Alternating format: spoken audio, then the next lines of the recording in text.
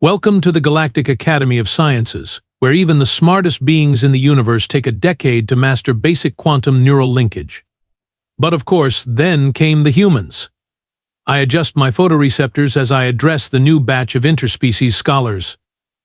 My name is Professor Jax Lumen, and I'm about to tell you how everything we thought we knew about cognitive development got thrown out the airlock. Let me set the scene for you. Norvia isn't just any planet, it's the planet. 3 suns, perfect atmospheric balance, and home to the most prestigious learning institution this side of the Andromeda Galaxy. Our gleaming spires of knowledge stretch toward the purple-hued sky, each one housing centuries of accumulated wisdom. The Academy's central dome, constructed from transparent neutronium alloy, sparkles like a cosmic jewel when our triple suns hit it just right. As the leading xenobiologist in 7 star systems, I've seen species of all shapes, sizes, and cognitive architectures. 6-limbed methane breathers from Xylos taught them biochemistry. Hive-minded crystalline entities from the Cygnus cluster helped them understand individual consciousness. But nothing, and I mean nothing, prepared me for humans. The 10-year mastery principle is the cornerstone of galactic education, I explain to my wide-eyed students, waving my upper appendages for emphasis. Every sentient species, regardless of neural structure, requires approximately 10 planetary cycles to achieve mastery in complex skills. It's universal. It's scientific. It's apparently not applicable to humans. I remember the day Marcus Berk first sauntered into my laboratory.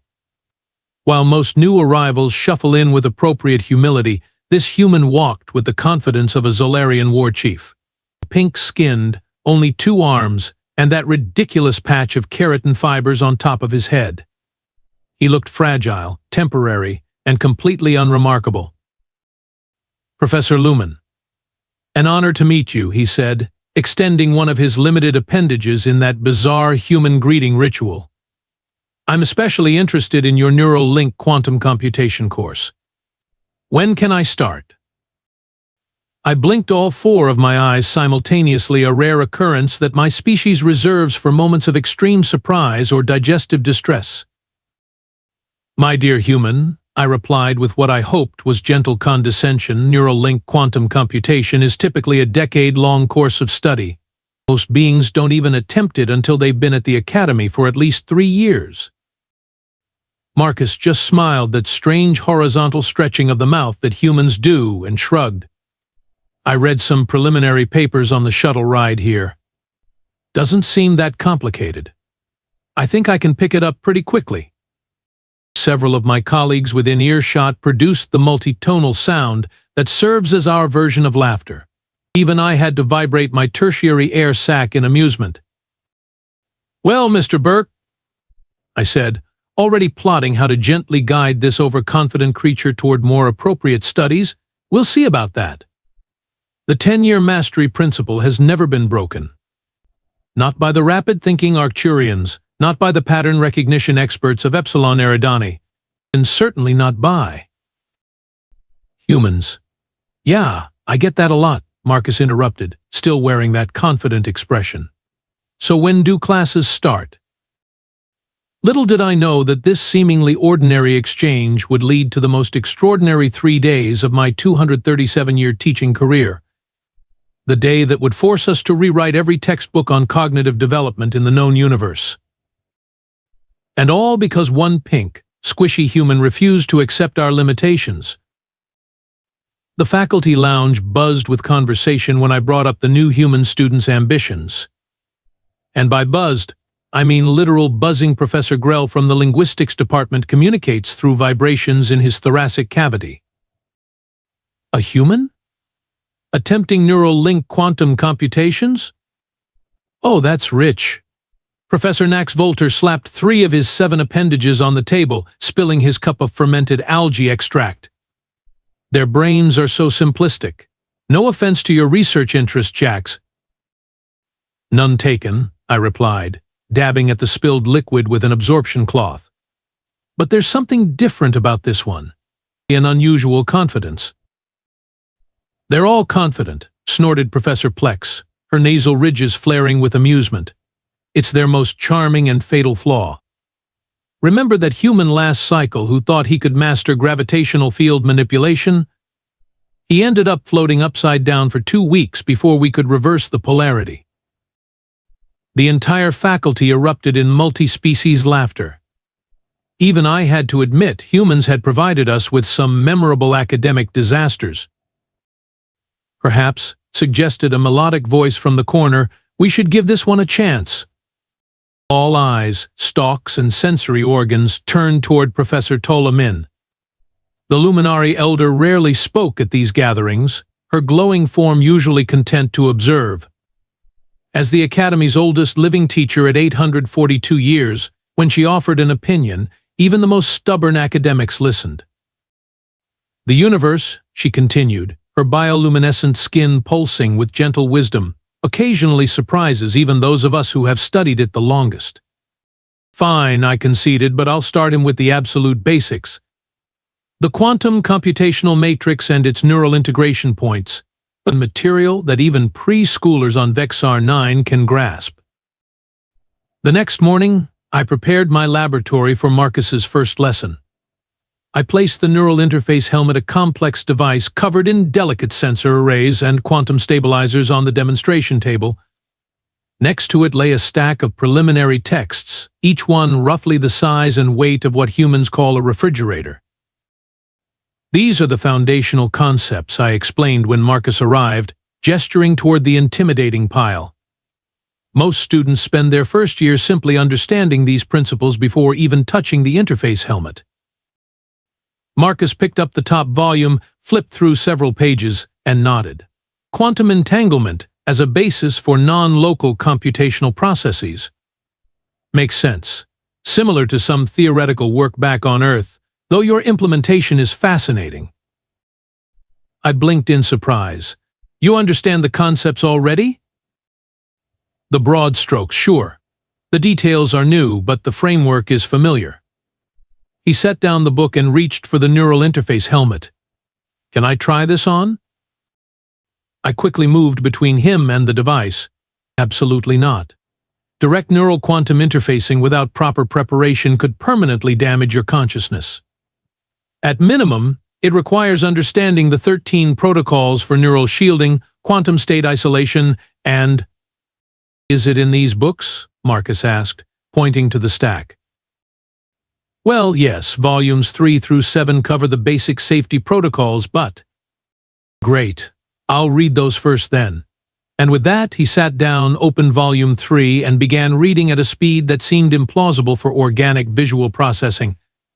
The door to my laboratory hissed open, and in walked Zenra Kov, my most promising student and the current record holder for fastest advancement in neural quantum studies. A Traxian with scale-covered skin that shifted colors with her moods, she currently displayed the deep blue of academic pride. Professor Lumen, I've completed the 5th-level quantum matrix exercise, and she trailed off, her scales flushing to a suspicious orange as she noticed Marcus. Who's this? Yeah. Our new human exchange student, I explained. Marcus Berk, meet Zenra Kov. Zenra has been studying neural quantum computation for 3 years now and has already reached intermediate proficiency. Marcus looked up from his book and smiled. That's impressive. I hope to learn from your experience. Zenra's scales rippled to a dismissive purple. Humans can't even achieve basic quantum coupling. Your brains lack the necessary multidimensional processing structures. Maybe. Marcus shrugged. But I've always been a quick study. Zenra made the Traxian sound of derision, something between a snort and a whistle, and turned back to me. Professor, when you're done with this orientation, I'd appreciate your feedback on my latest calculations. After she left, I felt compelled to manage Marcus's expectations. You should know that neural link quantum computation is considered the most difficult skill in the known galaxy. The 10-year mastery principle actually derived from studies of this particular discipline. Why does it take so long? He asked, genuinely curious. I activated the holographic display in the center of the room, showing a complex, swirling three-dimensional representation of quantum computational matrices interfacing with neural pathways. The quantum computational matrix exists in 13 simultaneous dimensional states. The sentient mind must learn to perceive and manipulate all 13 simultaneously. This requires the brain to develop entirely new neural pathways, literally rewiring itself to perceive reality differently. I paused for effect. The process cannot be rushed. Biology has limits. Marcus studied the hologram with surprising intensity. What happens if someone tries to rush it? Cerebral collapse, identity dissolution, or in rare cases, quantum entanglement of consciousness with random objects. We had a student from the Pleiad system who became permanently quantum linked to a cafeteria serving tray. I shuddered at the memory. He now experiences everything that happens to that tray. Last I heard, it was being used to serve spicy methane crisps in the junior dormitory. To my surprise, Marcus laughed. Well, I'll try to avoid that fate. Mind if I stay late to study? The laboratory closes at the third evening bell, I said. Of course, I'll be done by then. I left him there, surrounded by those massive tomes, already taking notes with surprising speed.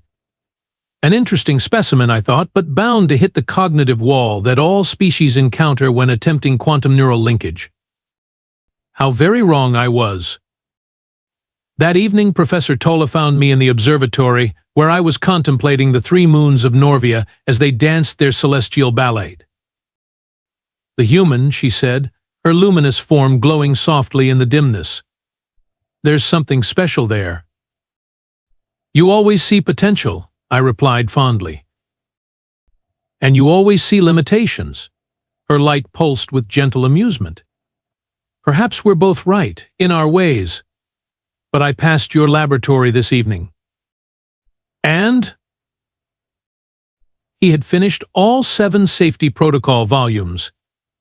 He was practicing the mental shielding exercises from volume 12. I nearly dropped my stellar observation device. That's impossible. Even with photographic memory, the conceptual integration alone would. I know. Tola's glow intensified her species equivalent of emphasis. Watch this one carefully, Jax. I suspect our 10-year principle is about to face its greatest challenge. As I returned to my quarters that night, I passed my laboratory. The lights were off, but through the window I could see Marcus sitting in darkness, eyes closed, hands positioned in the preliminary neural shielding configuration, with his face showing an intensity of concentration I'd rarely witnessed in any species. Something unprecedented was happening. And despite my scientific skepticism, I felt a most unscientific sensation traveling down my dorsal nerve cluster, what humans might call goosebumps. The morning of what would become known as Day 1 began like any other at the Academy. The triple suns of Norvia rose in their staggered formation, bathing our crystal dome in rainbow hues. I arrived at my laboratory to find Marcus already waiting outside, looking far too alert for someone who should have been overwhelmed by yesterday's study session. Good morning, Professor. Ready for today's lesson? He bounced slightly on his feet, that strange human energy radiating from him. We'll begin with a simple baseline test, I said, unlocking the laboratory doors, just to establish your current neural capacity for quantum interaction. The baseline test was standard procedure, a simple neural interface scan that measured a student's ability to perceive quantum states. Most beginners registered only the first 3 states out of 13. Advanced students like Zenra could perceive 7 or 8 after years of training. I placed the neural scanner on Marcus's head, its metal tendrils adjusting automatically to his unusual skull shape. Now, focus on the quantum matrix displayed in the hologram, I instructed. Tell me how many distinct states you can perceive. Marcus stared at the swirling mathematical construct, his eyes narrowing in concentration. Is it supposed to look like layers? Because I'm seeing 1, 2, 3, 9 different overlapping patterns. I dropped my data tablet. It clattered against the floor as all four of my eyes widened. 9? That's not possible for a beginner. The equipment must be malfunctioning. I recalibrated the scanner, adjusted the sensors, and ran 3 diagnostic programs. Everything was functioning perfectly. We tried again. Actually, now that I'm looking more carefully, there are 13 distinct patterns. They're like sheets of equations stacked on top of each other, but also inside each other. That's the best way I can describe it. 13? My voice emerged as a strangled whisper. You're claiming to perceive all 13 quantum states on your first attempt? Is that good? Marcus asked, with what appeared to be genuine innocence. By mid-afternoon, news of the humans' impossible progress had spread throughout the academy. My laboratory became an impromptu gathering place for skeptical faculty members. There must be a neurological explanation, insisted Professor Bax, our comparative neuroscientist. She circled Marcus, scanning his brain with a handheld device. Perhaps human brains possess some previously undocumented quantum sensitivity. Impossible, countered Professor Voltar. We've studied human physiology extensively. Their neural structures are embarrassingly straightforward. Bax hummed thoughtfully, studying her readings. And yet look at his hippocampus activity. And these patterns in the prefrontal cortex. The neural plasticity is off the charts. In plain galactic standard, please, I requested. His brain is rewiring itself, forming new connections at a rate I've never seen in any species. Bax looked up from her scanner, her eye stalks quivering with scientific excitement. It's as if his neural pathways are evolving in real time, specifically to accommodate quantum perception. Is that normal for humans? I asked Marcus. He shrugged. We adapt pretty quickly. Back on Earth, there are people who learn complex languages in weeks, or master musical instruments in days. Our brains just make new connections when we need them. The faculty exchanged troubled glances. This challenged everything we thought we knew about cognitive development. The doors slid open and Zenra entered. Her scales shifted to an alarming crimson when she saw the crowd gathered around Marcus. What's happening here? She demanded. The human has demonstrated unprecedented quantum perceptual abilities, Professor Bax explained, too caught up in scientific discovery to notice Zenra's growing agitation. That's absurd. He's been here 1 day. Zenra's scales now pulsed between red and black colors I'd never seen her display before. I've dedicated 3 years of my life to reaching perceptual level 8. Perhaps a demonstration is in order, suggested Professor Voltar, his 7 appendages gesturing toward our quantum simulation chamber. A fair comparison between our top student and the newcomer. The test was simple. Perceive and manipulate a complex quantum equation. Zenra went first, her performance flawless by conventional standards.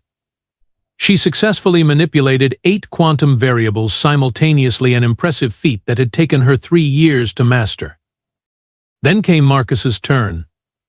Not only did he perceive all 13 variables, but he also identified a pattern that none of us had noticed: an elegant symmetry in the equation's multidimensional structure. When he finished, the room fell into stunned silence. Zenra's scales had gone completely black, a Traxian expression of utter disbelief and crushing disappointment. Without a word, she stormed out of the laboratory. This cannot be real, Professor Voltar finally said. No species learns this quickly. He must be cheating somehow. How exactly would one cheat at quantum perception? I asked, genuinely curious. I don't know. Perhaps humans have some hidden technological enhancement. Neural implants. Quantum perception drugs. Something. Voltar waved his appendages frantically. The 10-year mastery principle has never been broken. Never? By the end of day 1, the academy was in an uproar. That evening I found Marcus in the library, surrounded by advanced texts that most students wouldn't touch until their 5th year. You've caused quite a stir, I observed. He looked up from his reading. I'm sorry about that. Where I come from, learning quickly is usually considered a good thing. It is when it follows the established rules of cognitive development. I settled into a chair across from him. Tomorrow, the Academy leaders will want to see more evidence of your abilities. More tests. No problem, he grinned. I've actually been practicing some of the intermediate techniques from Volume 23. The quantum manipulation exercises are fascinating. They're like mental puzzles where all the pieces exist in multiple places simultaneously. I nearly choked. Volume 23? Those concepts take most students 5 years to comprehend. He blinked those simple human eyes at me. Really? Huh, maybe I'm misunderstanding them then. But he wasn't. Not at all. Day 2 dawned with an official assessment ordered by Academy Chancellor Dorn himself. The central amphitheater was filled with faculty, students, and even representatives from the Galactic Science Council.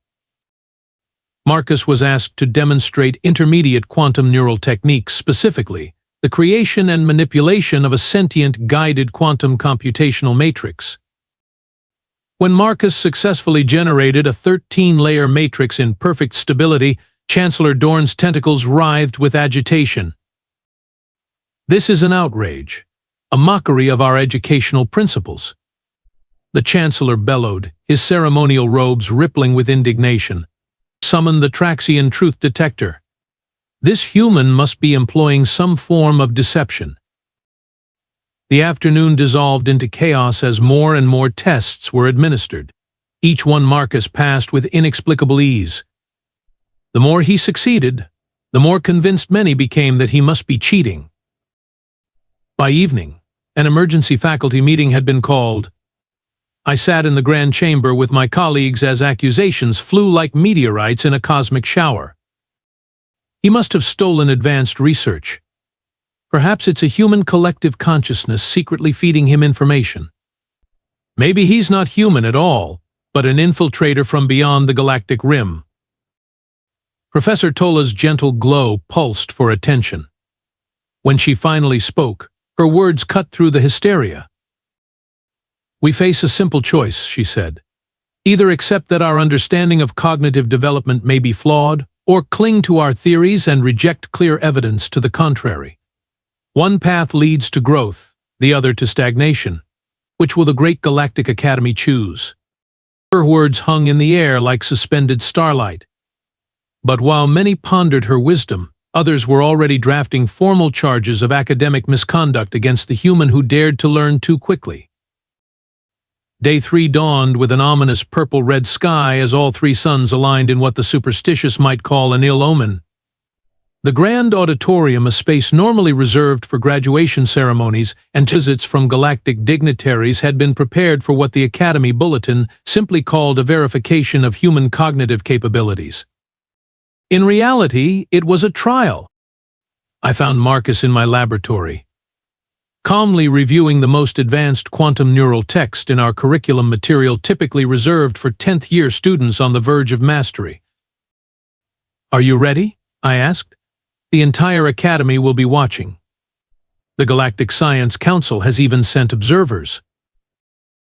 He closed the book and smiled that disarmingly simple human expression. I think so. Though I'm still not sure why everyone's so upset about this. Because you're breaking a fundamental rule that we believed was written into the fabric of reality itself. I adjusted my formal academic robe, a garment so rarely worn it still smelled of preservative chemicals. Fast learning is celebrated, yes, but what you're doing is considered impossible. Nothing's impossible, Professor, just improbable. The grand auditorium hummed with anticipation as we entered. 3,000 faculty members and students from across the galaxy filled the tiered seating. Chancellor Dorn presided from an elevated platform, his tentacles arranged in the formal configuration denoting serious academic inquiry. Marcus walked to the center of the stage, looking absurdly small and fragile under the massive quantum projection apparatus hanging from the domed ceiling. Marcus Berk of Earth. Chancellor Dorn's voice boomed throughout the chamber. You stand accused of academic deception, claiming impossible cognitive achievements, and undermining the established principles of neural development.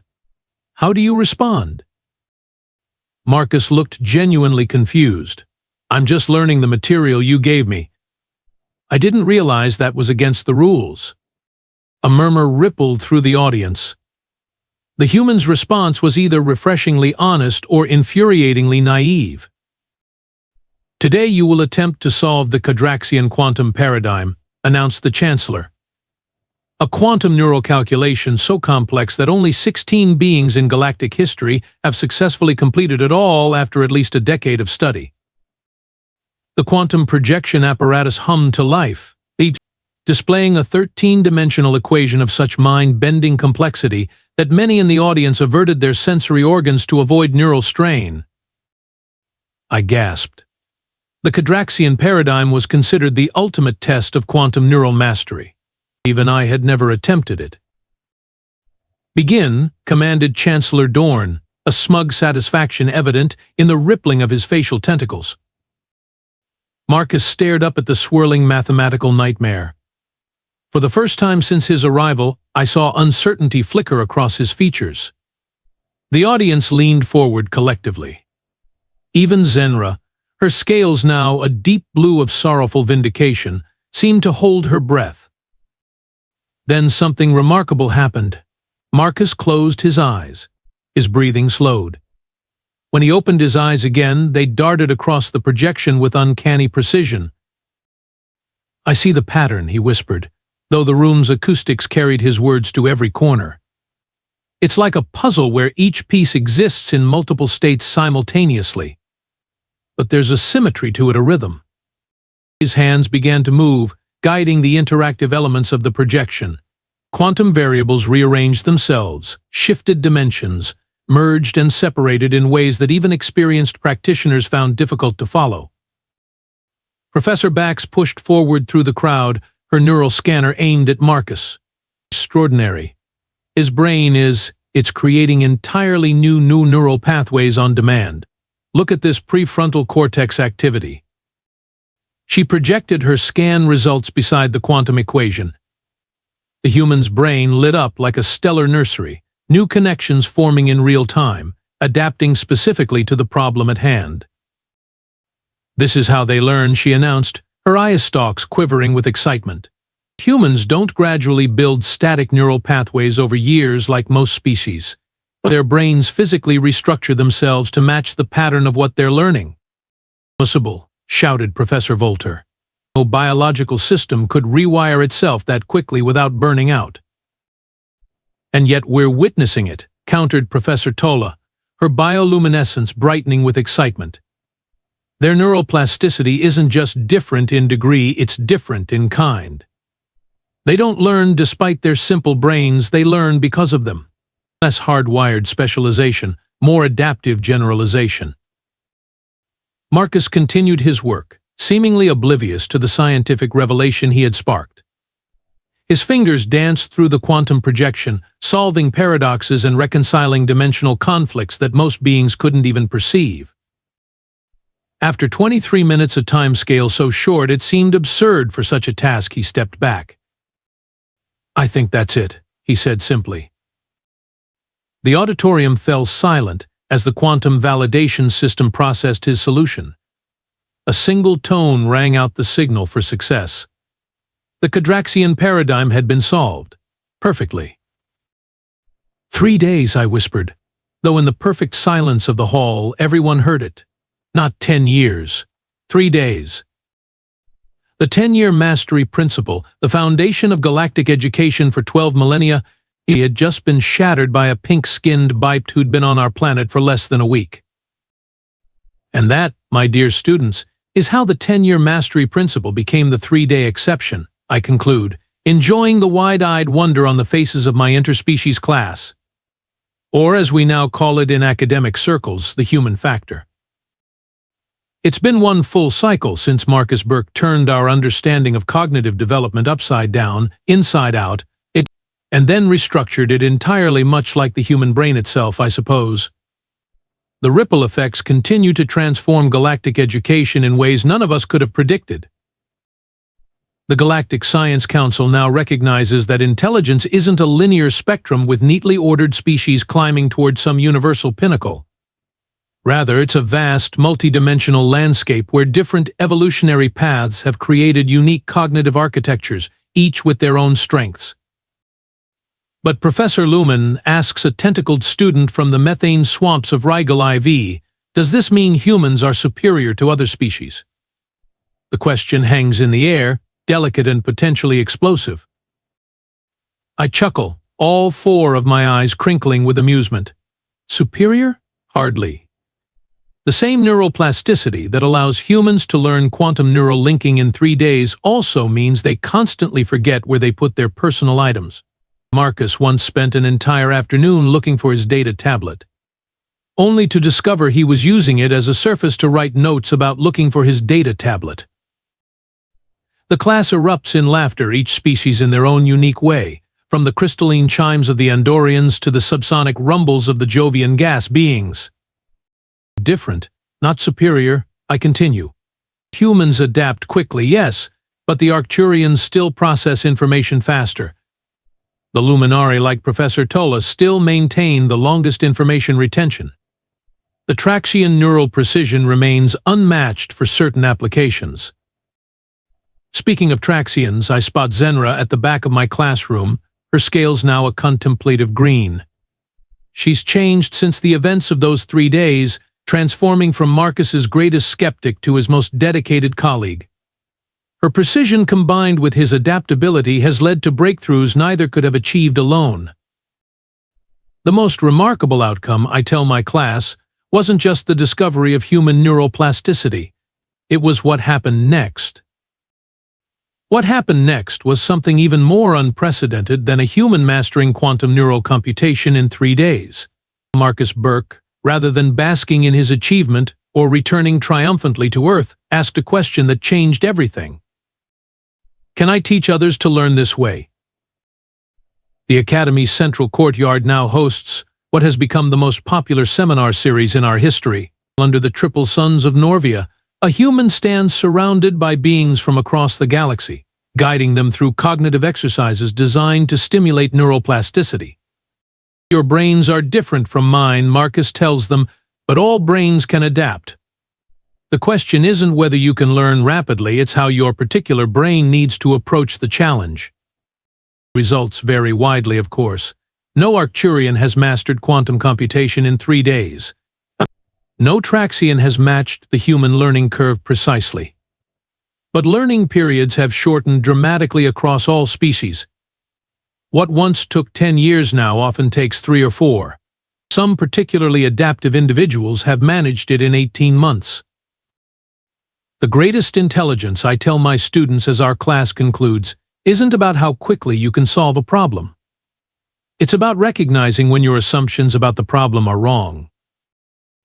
Later that evening, I find myself in the observatory again, gazing at the stars with a perspective forever altered by one pink-skinned being who refused to accept our limitations.